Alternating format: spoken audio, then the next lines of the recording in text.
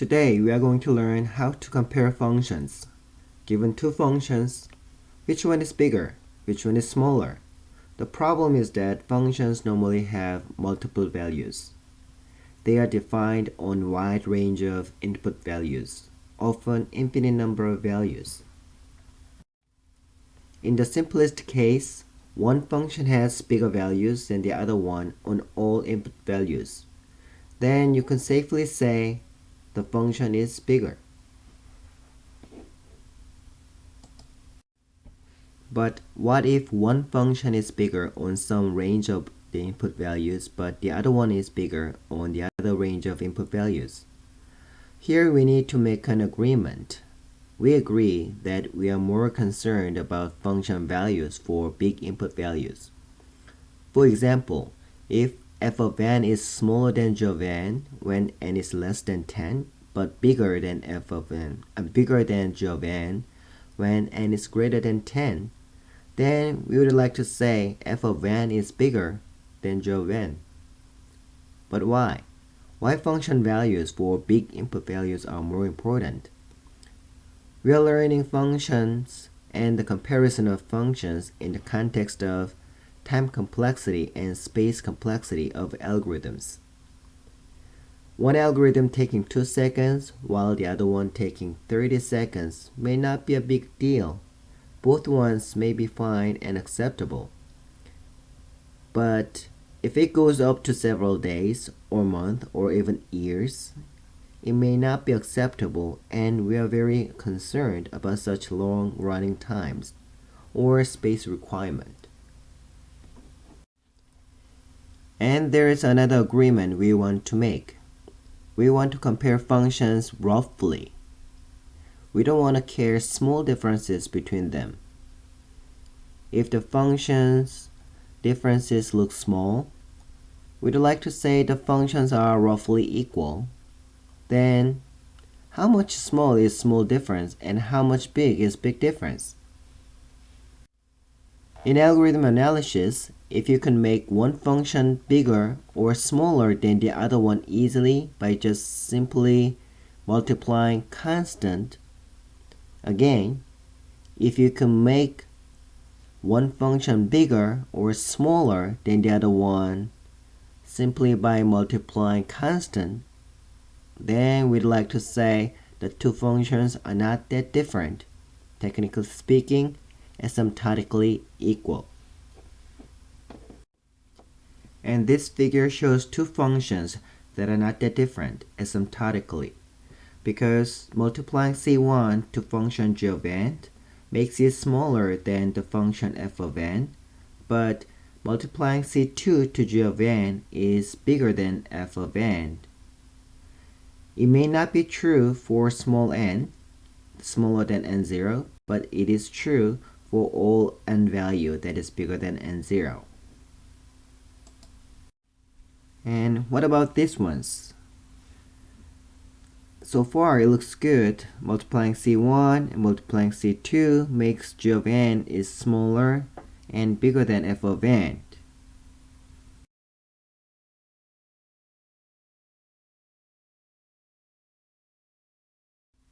If you keep drawing the function curves for bigger n values, then you'll find out c2 times g of n will soon become smaller than the function f of n.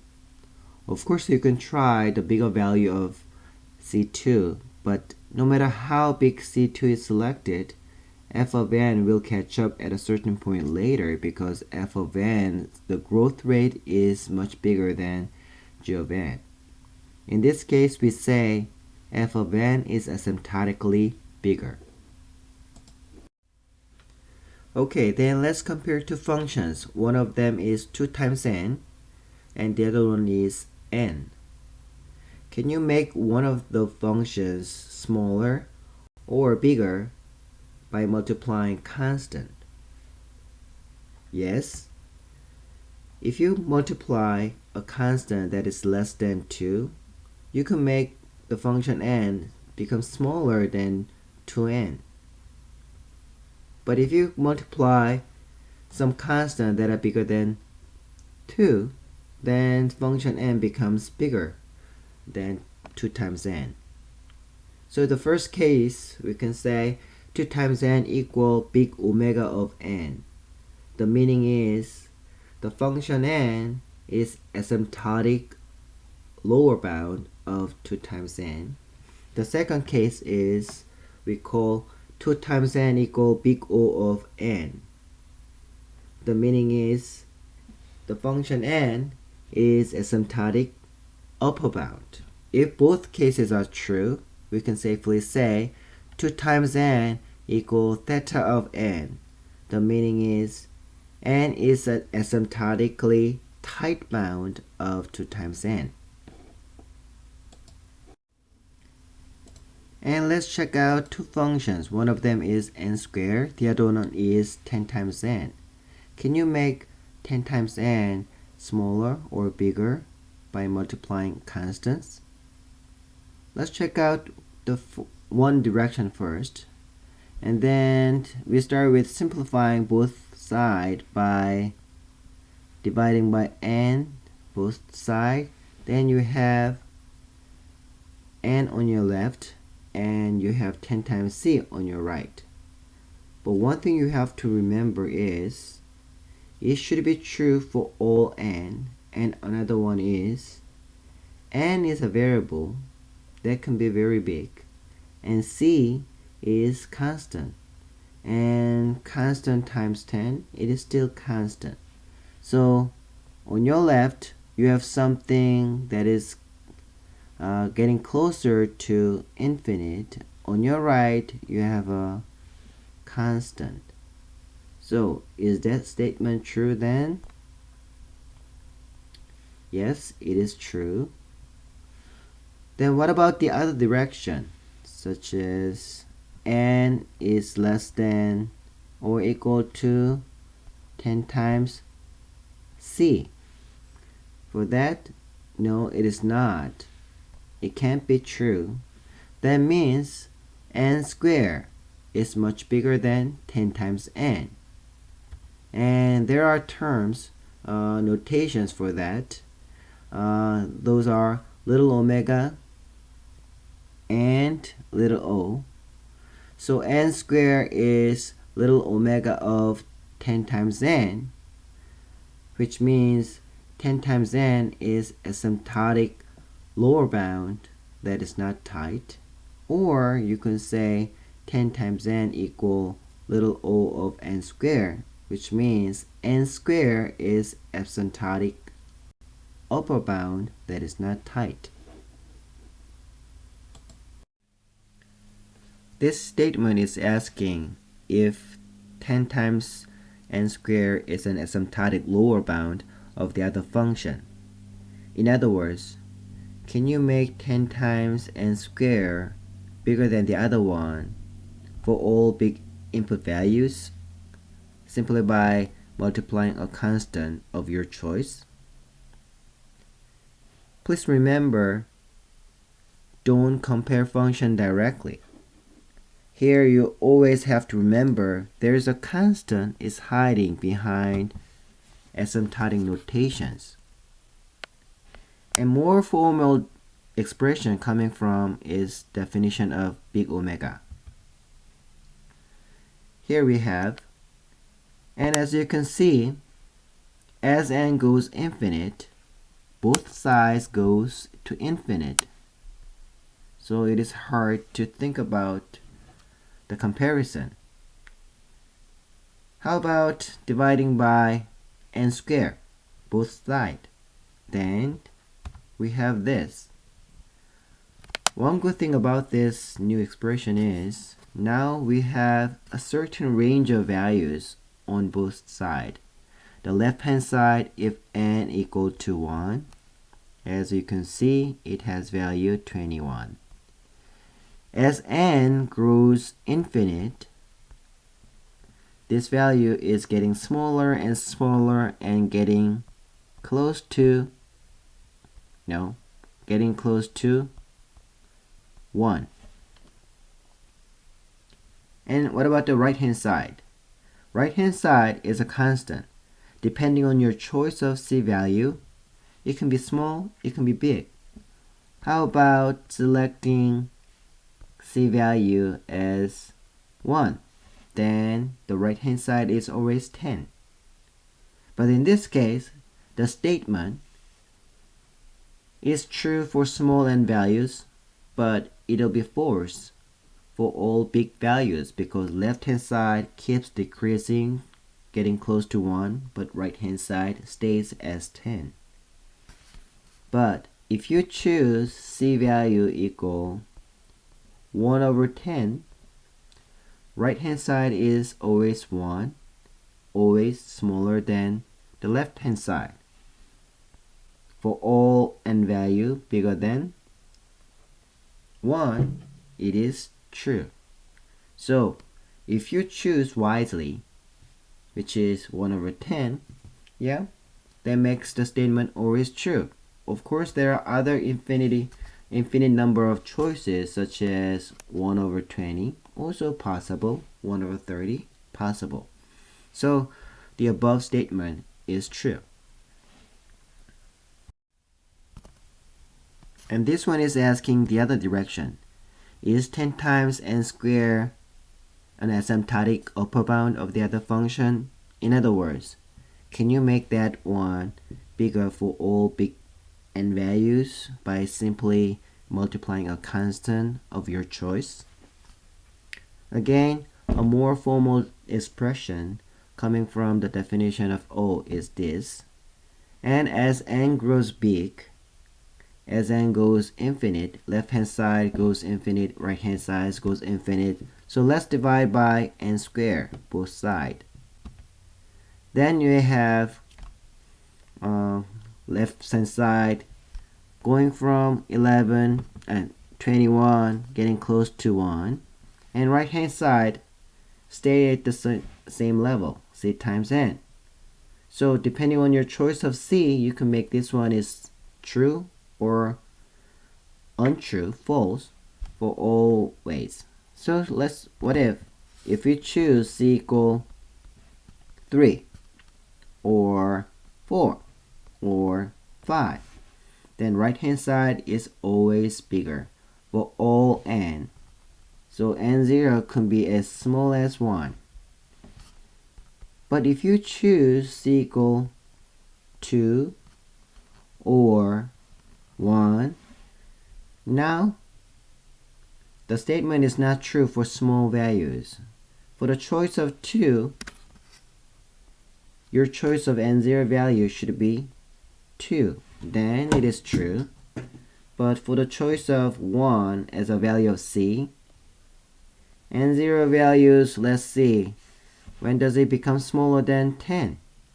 The left hand side. So what about 3? 1 plus 20 divided by 3 is about, yes, that is smaller than 10. So you can provide 1 and 3 as the value of C and n0 value. Now let's try some function that is not polynomial.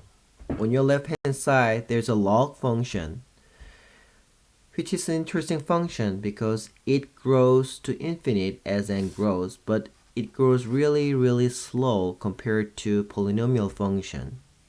And on your right, you still have a polynomial function. And the big O definition gives this expression. Here, you can choose the value of C. You can choose the value of n0. But n, it should be true for all n. Then how would you do it? First of all, let's simplify it because left hand side still grows infinite, right hand side still grows infinite as n grows. So how about dividing both sides by n? Then right hand side you simply have one constant C, and left hand side it is not looking simple, but the good thing about it is now they're not going to infinite. So left hand side, the first term grows, getting close to 0. Also the second term getting close to 0 as n grows. But for small value, of n, they have certain value. For example, if n equal 1, left hand side is 0 plus 50. If n equal 2, then 3 over 2 plus 25. If n equal goes a little longer, and then how about 50? Alright, I don't know exactly how the log base 2 of 50, but definitely that is smaller than 1. Something smaller, but plus 1. Here, something smaller than 1. Alright, at this moment, what is your choice of C to make this statement true? When n equal 1, if you choose C equal 100 or 50, that works. How about C equal 30 when n equal 2? And then also C equal 2 is possible if you choose n0 value, the minimum value of n, to be 50, then the choice of C equal to 2 is also fine.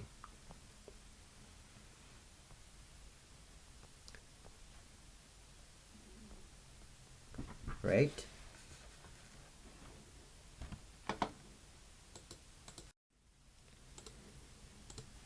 Little o notation is similar to big O in a sense. It provides upper bound, but one difference is the upper bound should be not tight. In other words, it is eliminating the case two functions are asymptotically equal. If they are equal, this one is not true. So one function, the upper bound should be much bigger.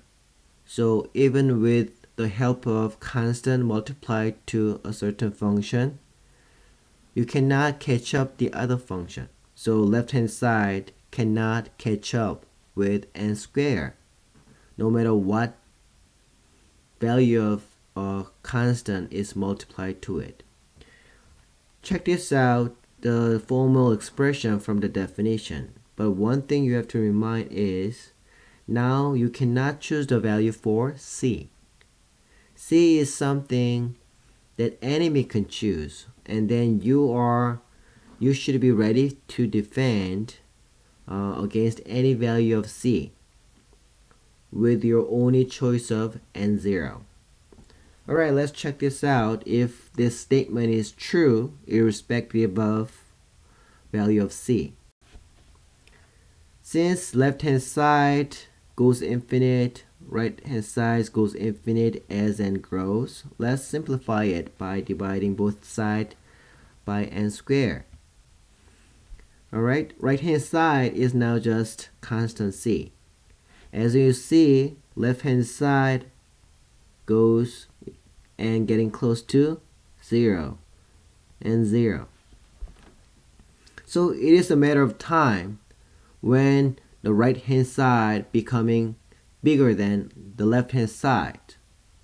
Even though the left hand side for small n value, it could be as big as 50 if n equal 1, but as n grows, left hand side is getting smaller. But at this moment, you cannot choose the value of C, right? If it were big O notation, you can simply choose C value equal 100 and n0 1. That will solve it. But in this case of little o notation, you should be careful not to choose the value of C. You should be ready to defend against all kind of C. For example, if C equal 10, can you make this statement still true using n0? Let's see, if C equal 10, when does the left hand side becoming smaller than 10? How about n value 10? Then definitely it is smaller than that. How about n equal 2? No, 2 does not work. How about n equal 3? Then the left hand side is 3 over 3, and then 50 over 9. Then yeah, it is smaller than 10. So yeah, n0 equal 3 is good choice.